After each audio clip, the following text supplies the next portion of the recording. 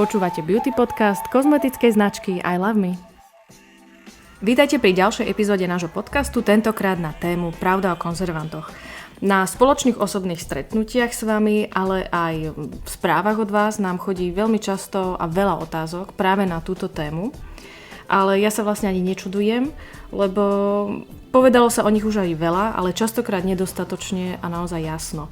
Vytvorili sa možno ako keby dva také názorové tábory. Áno konzervanty, nie konzervanty, prečo? No, my musíme povedať, že my v I Love Me patríme do tej skupiny a kategórie, ktorá konzervanty používa, avšak používame konzervanty bezpečné. Takže povedali by sme možno na začiatok, že aké sú to vlastne tie bezpečné konzervanty? No, my sme definovaní ako organická kozmetika, preto používame konzervanty, ktoré sú schválené pre použitie v bio a organickej kozmetike. A okrem toho sú schválené aj certifikačnými spoločnosťami pre organickú kozmetiku a biokozmetiku, ako sú EcoCert, certifikačná spoločnosť alebo Cosmos. Uh-huh. Tak teraz si povedzme ďalšiu otázku, čo je naozaj tiež veľmi dôležitá a je naozaj jedna z tých úplne prvých, čo nám vždycky prišla, že prečo je potrebné používať konzervanty v kozmetike. Všade niekedy vidíme, že bez konzervantov, ja neviem, aj pri potravinách častokrát sa to už teraz uvádza, ale že prečo vlastne ich používať? No, základnou funkciou každého kozmetického prípravku je v prvom rade, že musí byť bezpečný.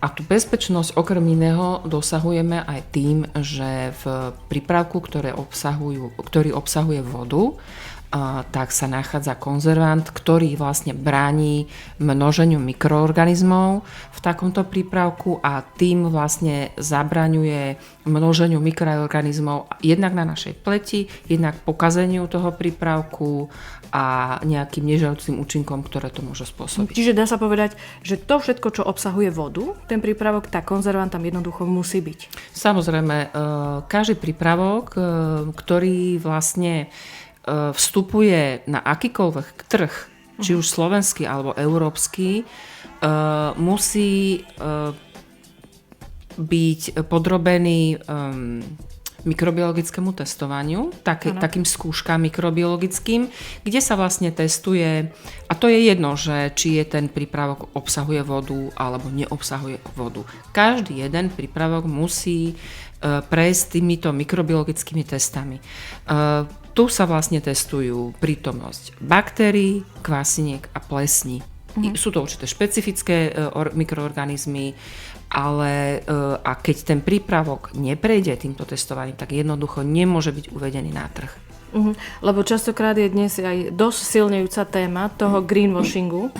Čiže takéto tvrdenie, že kozmetika je vtedy iba čistá, respektíve prírodná, ak je bez konzervantov, vlastne nie je pravdivé. Je to svojím spôsobom také zavádzanie, nie? Je to zavádzajúce, pretože v dnešnej dobe sú na trhu rôzne typy konzervantov, ktoré majú aj iný účinok ako len ten konzervačný. Napríklad často sa používajú aj ako parfémy, alebo sa používajú ako zvlhčovače, teda majú aj túto vlastnosť a oni tým pádom sa nemusia zadefinovať v tom prípravku, že je to konzervant, takže vtedy môže výrobca, nie je to zakázané, napísať, že je to bez konzervantov. Ale stále platí to pravidlo, že pokiaľ je tam tá voda, keď prečítame si INCI, väčšinou býva úplne na prvom alebo druhom mieste. Presne tak. Tak jednoducho ten konzervant tam musí byť. Áno. Vždy tam aj je. Bez toho je to svojím spôsobom nie je bezpečný ten prípravok, nie? Presne tak. Žiaden prípravok, ktorý obsahuje vodu, či už sú to rôzne micelárne vody, alebo napríklad ústne vody, alebo krémy, ja neviem, odličovacie mlieka a teda musia obsahovať vždy konzervant. A ktoré sú to teda tie prírodné konzervanty? Sú to nejaké prírodné kyseliny?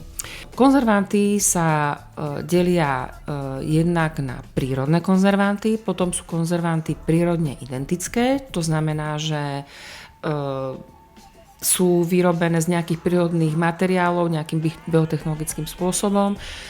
Potom sú konzervanty syntetické, ale také, ktoré sú povolené používať v prírodnej kozmetike práve tými spoločnosťami, ktoré som spomínala.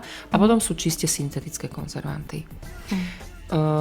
My používame rôzne konzervanty, aj prírodné, aj prírodne identické a používame aj syntetické konzervanty, ktoré sú schválené týmto Kozmos a Ecocet spoločnosťou pre použitie v prírodnej kozmetike. Vždy ich kombinujeme tak, aby sme mohli použiť čo najnižšie účinné koncentrácie a okrem toho ešte v našej kozmetike používame aj zložky, ktoré svojím účinkom vlastne zvyšujú účinnosť toho konzervantu a tým pádom vlastne predĺžujú účinnosť toho prípravku a zase nie je potom nutná použiť taká vysoká koncentrácia konzervantu. Áno, treba povedať, že naše prípravky majú dobu spotreby 6 mesiacov, takže naozaj to s tými konzervantami nejako nepreháňame. Jednoducho dáme tam to potrebné množstvo, koľko je na ten daný prípravok potrebné. A to je vlastne rozdiel medzi tou organickou kozmetikou a tou inou, že väčšina prírodnej kozmetiky a organickej kozmetiky má dobu použiteľnosti pol roka až rok. Určite je to menej, ako je tá bežná iná kozmetika, ako má dobu použiteľnosti, pretože tie konzervanty jednoducho nie sú také silné, ako sú tie syntetické konzervanty.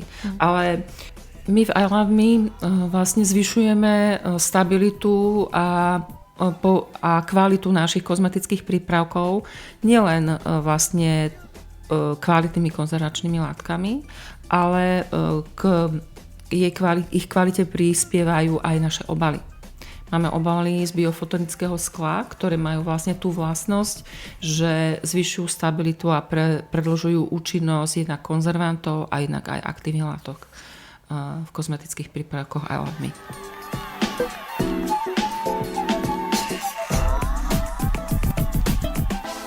Počúvate Beauty Podcast I Love Me. Ďalšou otázkou, veľmi častou, od žien dostávame na tému parabény. Je to veľmi skloňovaná téma, tak aká je tá pravda? Sú také škodlivé, nie sú škodlivé, alebo pravda je niekde uprostred? Pravda je taká, že niektoré druhy parabenov majú ten pôvod prírodný, aj keď sa vyrábajú synteticky, boli nájdené v niektorých druhoch ovocia aj zeleniny, ale vyrábajú sa čiste synteticky a existujú. Parabeny sú skupina. Nie je to jedna molekula, ale je ich viacej. Hej, a oni sa používajú v kozmetike už od 50. rokov 20. storočia, to znamená, že používajú sa roky, používame ich od detstva v podstate v rôznych druhých prípravkoch, ich na seba nanášame alebo si ich dávame aj do úst a teda. Takže preto sa vedci zamerali na skúmanie účinku parabenov. Oni majú dobrý konzervačný účinok, avšak čo je veľmi dôležité povedať, ich najsilnejšia účinnosť je v pH neutrálnom až mierne zásaditom. Čo je nie zrovna najlepšie pre vlastne kozmetiku ako takú, pretože pH pleti sa pohybuje v rozmedzi od 5 až 5,5. To znamená, kozmetika s parabenmi má to pH vyššie. Inak by oni neúčinkovali. Takže naše prípravky I Love Me, my to deklarujeme na každom jednom prípravku, majú pH od 5 až 5,5 a preto používame konzervanty, ktoré sú účinné práve v tomto rozsahu pH. Takže dá sa vlastne povedať, že tie prípravky, ktoré majú v sebe parabény, nie sú vhodné pre našu pleť z hľadiska pH. Vieme to takto úplne plošne, lebo ako v tom prípade je to dosť veľký problém. Nechcem to hovoriť úplne, že natvrdo, pretože sú prípravky, ktoré nemusia mať takéto pH, ako sú napríklad zubné pasty alebo ústne vody. Ale čo sa týka krémov, alebo micelárnych vôd, alebo rôznych tonerov, ktoré si nanášame priamo na pleť, tak takéto prípravky by parabény obsahovať nemali. Takže vedia oni potom spôsobiť také niečo ako precitlivosť pleti, začervenanie, jemné podráždenie na nejakú chvíľu? Sú na to rôzne testy a sledovania už vykonávali vedci a áno, pri dlhodobom používaní parabenov tieto môžu vyvolať na pokožke rôzne začervenania alebo aj napríklad opuchy. Začervenania sa môžu vyskytovať predovšetkým napríklad v okolí očí, úst alebo líc. A častokrát si možno niekedy myslíme, že vyčistíme si vodu, pleť micelárkou alebo nejakým tonerom. A to nám môže uškodiť a napríklad paradoxne ten krém nie. Čiže zvalíme to na ten krém. Že nám to proste nesedí. Presne tak. Tým, že vlastne vrstvíme na seba prípravky a každý ten prípravok, pokiaľ obsahuje vodu, tak obsahuje konzervant a jasne, že neštuduje že na každý jeden prípravok, či obsahuje paraben alebo neobsahuje, tak tým vrstvaním vlastne ešte znásobujeme to množstvo konzervantov na pleti. Takže jasné. A tým, že kozmetiku používame vlastne okamžite, ako sa narodíme, tak sa nám postupom času môže vyvinúť takáto reakcia. Čiže to vrstvenie je veľmi dôležitá podľa mňa téma a na tú aj my stále v I Love Me kladieme veľký dôraz, že naozaj začnete čistením pleti alebo nejakým odlíčením, tonizáciou, podkladovým sérom, vrchným krémom alebo vrchným olejom alebo sérom. A teraz keď si zoberiete, že už to máte hneď nejakých 5 krokov na sebe, ale ako vlastne vrstvíte jednak účinné látky a jednak tie konzervačné látky, ale my sme sa na to pozreli úplne opačne, že áno, dáte na seba vlastne 5 tých krokov od rána, ale každom sú tie pomery tak vybalansované, že napríklad, čo máme čistenie pleti, Magic Jelly Milk, Oleo Cleanser, tak ten napríklad neobsahuje žiadne konzervanty, respektíve je tam ten magnóliový extrakt. Je tam ten magnóliový extrakt, ktorý my sa neskrývame za to, že je to len účinná látka, ale má aj vlastne tento antimikrobiálny účinok. To je vlastne to, čo sme na začiatku povedali, že nepotrebujeme povedať, že tam nie sú konzervanty, lebo svojím spôsobom je tento magnóliový extrakt definovaný ako účinná látka, ale zároveň aj má aj prírodný vlastnosti. Konzervant. A jednak tým, že ten prípravok absolútne bez vody. Áno. Takže druhá vec, nepotrebujeme tam dávať nejaké iné na zastabilizovanie. Takže týmto vlastne, keď začnete a potom pokračujete tonizáciou, podkladovým sérom a krémom alebo olejom. Áno, tak už viete, že v každom kroku my sme to tak spravili, že je vybalansovaný pomer konzervantov aj aktívnych látok a nepotrebujete už na seba dávať ďalšie nejaké alebo miešať si priamo v dlaniach nejaké jednozložkové séra alebo oleje. U nás platí, skutočne zaslúžite si menej. Áno, pleť si zaslúži naozaj menej. Takže menej prípravkov, menej zaťažovania, menej nižšie koncentrácie konzervačných látok. To je to, čo vlastne I Love Me kozmetika ponúka. Dobre, ale tak ukončíme túto tému o parabenoch, takže ako sa im teda dá vyhnúť? Lebo nepredpokladám, že každá prídeme do obchodu s kozmetikou a začneme hneď študovať INCI. Jednak je to náročné, nie každý tomu vyslovene rozumie, čo tam je všetko popísané. Takže nejakým takým laickým rozumom, že kde sa vieme pohybovať, že asi ako sa tomu vyhnúť?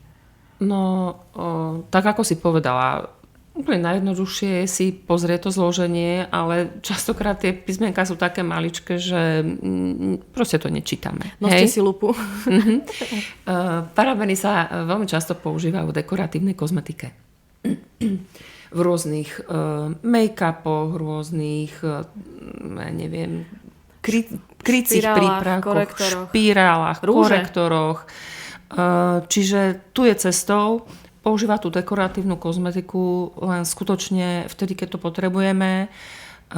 Príležitostne netreba na seba vrstviť veľké množstvo dekoratívnej kozmetiky. Čiže to je jedna cesta.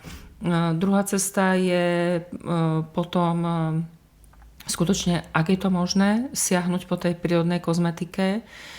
Aj keď u tej dekoratívnej kozmetiky to nie je také jednoduché.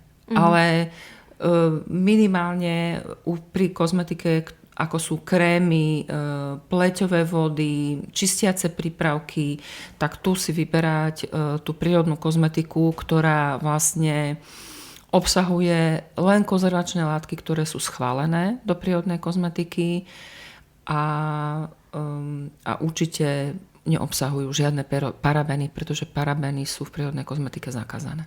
Áno, a dôležité je vybrať si spoľahlivého výrobcu kozmetiky a naozaj dôverovať im. Áno.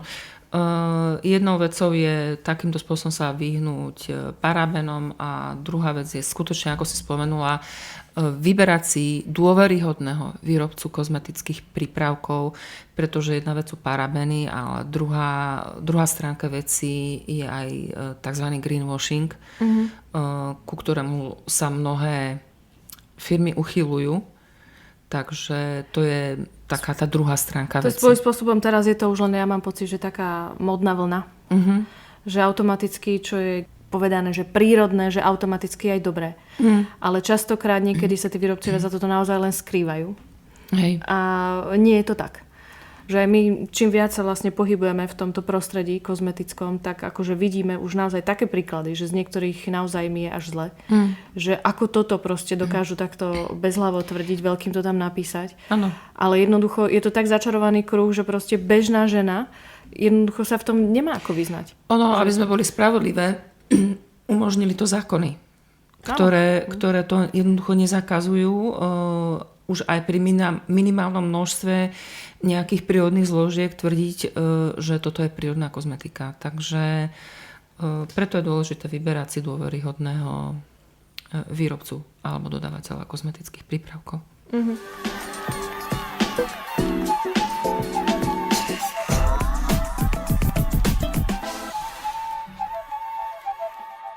A potom ďalšia dôležitá vec je ešte povedať, že tie konzervanty neznamená, že keď mám prípravok, že stačí mi tam dať jeden konzervant. Niekedy dávame, aj my napríklad používame v niektorých prípravkoch 2 konzervanty, ktoré sa navzájom veľmi dobre doplňajú a pekne vlastne harmonizujú v celom tom prípravku.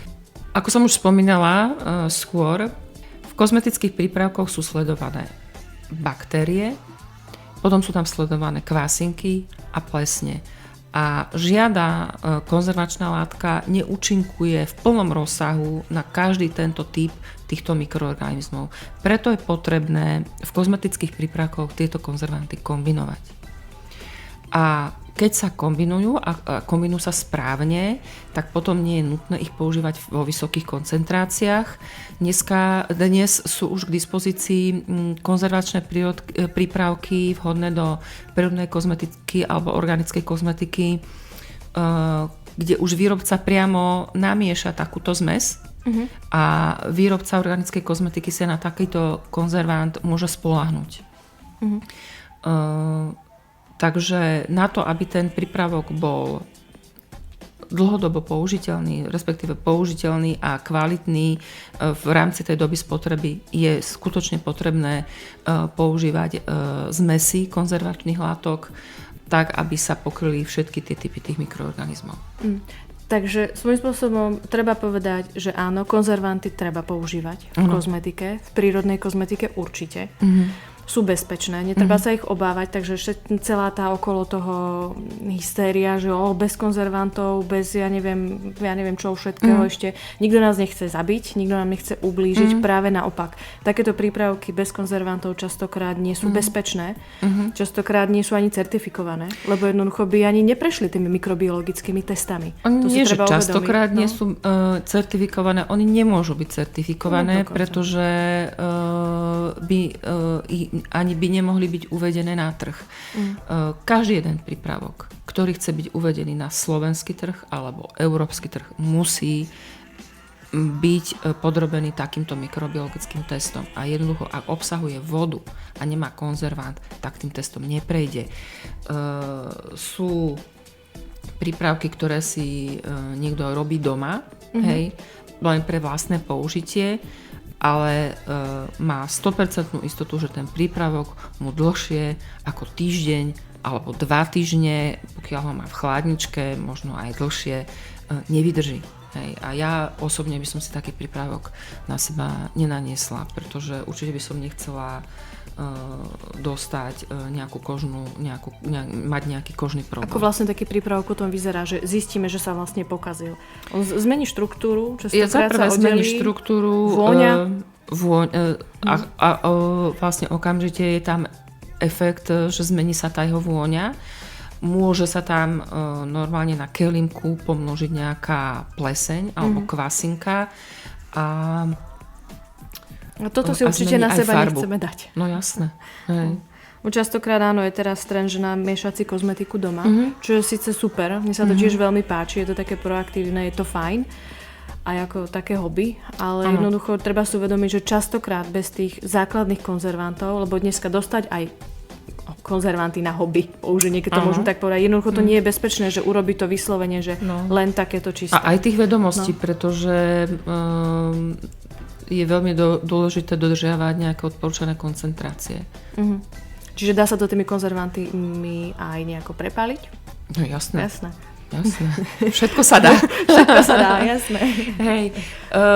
Dôležité je vyberať si prípravky, ktoré tie konzervanty majú, ale keď sa pozrieš na ten dátum spotreby a je tam 2 roky, tak mala by blíkať kontrolka, že toto nie. Si istá, že tam je to zakonzervované teda dostatočne. Áno. No. Tak. Takže niekedy je tam možno častokrát viac konzervantov ako tých účinných látok. Svojím spôsobom. Na pomer vody, áno. Keď si to zoberieš, tak... Hej. To je... No a potom, čo sa týka konzervantov a rôznych pleťových toník alebo micelárnych vôd,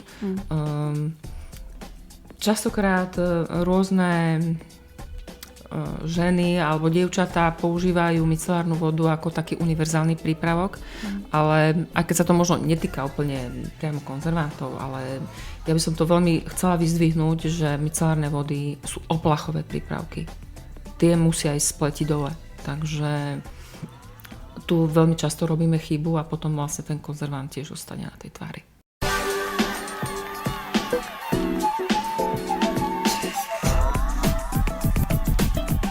Počúvate beauty podcast kozmetickej značky I Love Me.